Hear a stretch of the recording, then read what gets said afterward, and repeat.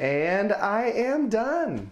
Okay, so I just finished up listening to The House in the Cerulean Sea by T.J. Klune, and I want to give you my unedited thoughts upon finishing the book, which was just right now. So I really like this book. I'm going to give it a solid 4 out of 5 stars. I thought it was just like delightfully pleasant in every way, and it really was a nice, different book than I'm used to. It was a nice, like, cozy fantasy book, and I don't think there's enough of those, and it was a nice breakup between the huge, dark, epic fantasy books that I normally read, and I would really recommend this to pretty much anybody. And I also want to say that if you want to get this audiobook for free, I have a deal right now with Audible where you can get a free audiobook by going to audibletrial.com/Matt. And you can also hit a link down below in the description to get those details also. But it'll give you a free month of Audible, which will give you a pick of any audiobook you want for free, or 2 if you're a Prime member. So I would encourage you to pick this book up. And if you don't really want to pick this one up, that's okay, because there's thousands upon thousands of audiobooks you can choose from. So pick one of those. So let me tell you more about what I liked about this book. You know, first of all, I'm very surprised that I like this. This is not the kind of book that's written for somebody like me. And when I keep hearing people recommend this book to me, I kind of rolled my eyes, because even just looking at the cover, it's this bright, cheery, like childlike kind of cover that just doesn't scream Matt. You know, I read dark, grim-dark kind of books with a lot of death, a lot of gore, violence, you know, really adult themes. And this book had none of that. And I knew it didn't have any of that. So going into it, I was very pessimistic. In fact, I think that I predicted that I'd give this book like a 2 out of 5 stars. So I was just pleasantly surprised in every way. You know, I've read several books now that are in this realm, and I don't know what their title would be, but I call them like cozy fantasy books. And again, I like this one. It's a nice palate cleanser. And I would recommend this book not just to fantasy fans, but just fans of books in general. It works on so many different levels. And I don't know that there's a ton of people that would really hate this book. I don't know that you could hate this book, because it's just it makes you smile. It's got so many good parts to it. So let me go through and talk about the various aspects of this book and break down, you know, what I thought about the different parts of it. And it's kind of hard in this book. You know, my ratings criteria really is built towards like hard fantasy books. And this is not that huge into the traditional fantasy realm, but it still very much has normal fantasy elements. So I think we can talk about them. So let's start with the story. And I thought the story is very good. I'm going to give it like a 4 out of 5. The general premise is there's this main character named Linus Baker, and he leads this very quiet life, working the job he's worked on forever. You know, he doesn't have family that lives with him. He seemingly doesn't really have any friends. He just goes to work, and he does a really good job at his work. And his job is to be a government caseworker overseeing orphanages for magical youth. So he goes around to different orphanages, spends like a month or so researching them and spending time with them, looking into the kids and seeing if that orphanage deserves to stay open or whether it is doing bad by the kids and it needs to be closed. And at the beginning of this book, he gets called into extremely upper management, which is a pretty funny title. I think it's very overused pretty quick, actually. But the first time I heard it, I thought it was pretty witty. And they give him this very tough case. And he doesn't really know why it's tough. And when he shows up to look into this case, he finds out that, you know, it's a normal orphanage that he would normally work with, although it's very small. I think there's like 6 kids that are in it, and the guy that runs it. But one of the kids, and I don't want to ruin, you know, it's probably on the back cover, but I would deem it as a spoiler, because when I found out who this kid was, I kind of had this wow moment that I want you to have as well when you read this. But let's just say that his existence could cause very bad things for humanity. And so that's the one kind of very big difference here. And you know where this story is going to take you. And I don't want to ruin it, but it's a feel-good story. You know, nothing bad is going to happen.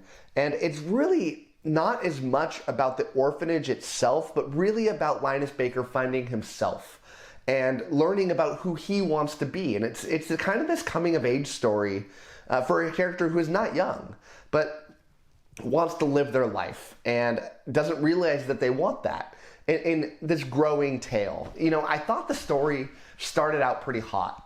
And I was talking about it with people in my Discord channel, and I'd love to chat with you about this. We're still talking about it, so hit the link down in the description, and we can chat, and we can chat spoilers too. But I liked the beginning, but then I started to kind of get turned off to this story, and it just got so predictable and wasn't developing the way that I wanted it to. It was just learning more about the characters, and I just started to get kind of bored. But in the last third, it really picked up. And while everybody kind of knows where that last third is going to go, it didn't make it less cheerful and make me have this really positive feeling in my body where it was like, you know, a nice big smile on my face. I really couldn't wait to pick up this audiobook and keep listening to it because of how much I kind of liked where the story kind of went. And so, you know, I'd say this went from like a 4 out of 5, and I kind of dropped it down to a 3, and then it kind of finished out to that 4 out of 5 level. And yeah, it's a good story. So for the world building, there's not a lot to speak to here. You know, it is a different world with magical kids in it, but it's not developed at all. It's just the main character goes from a normal big city, and then he goes to a normal, you know, coastal small town. That's it. You know, he doesn't spend a lot of time interacting with the environment. He just goes kind of from point A to point B, and he spends, you know, 95% of this book, you know, inside this orphanage, which is really just a house, just like a large house. And that's the world. And it doesn't leave you, you know, with the sense of wonder too much about it. But also, it's not that kind of book. This isn't a book that's trying to tell this wider story and go off on all these different tangents.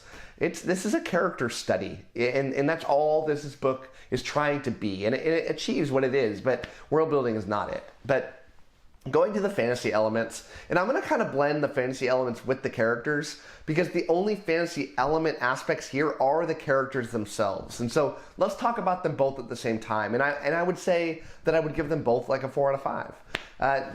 It was nice.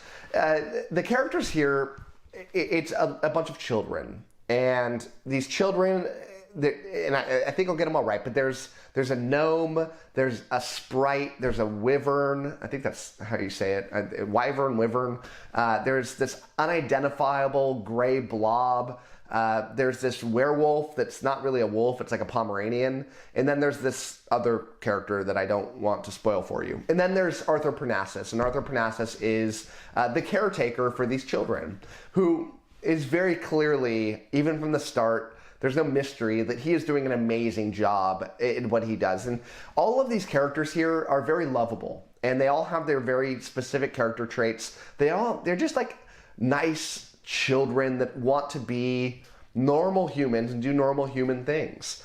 And it's so cute. And I hate that term.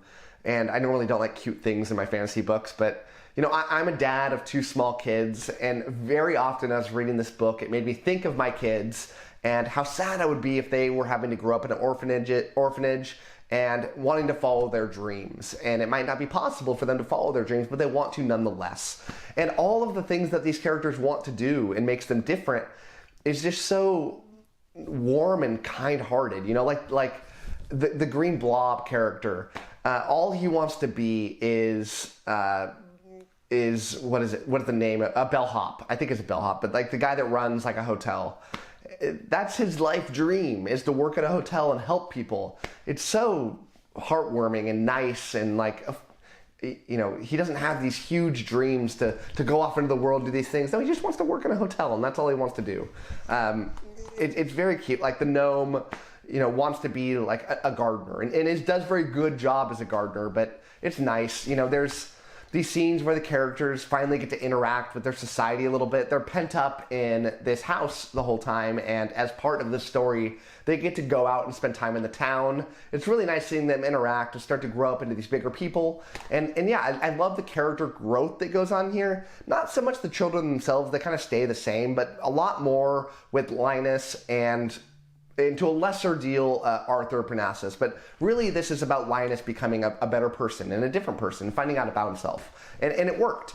The writing quality, though, it's hard for me to say whether it's good or bad, because I didn't love the quality of the writing. It just felt so childlike to me. It didn't take a lot of adventures. It didn't wow me with the way that it was written and the words that were thrown out there. The prose isn't gonna wow you. A lot of the characters have the same kind of things they say over and over and over and over again. And the first time you hear them, you're like, oh, that's kind of cool. And then by the 50th time, it's like, oh, okay, that's all you got, huh? So yeah, I mean, maybe T.J. Klune is this really good writer, and this is this isn't the type of story that is made for me.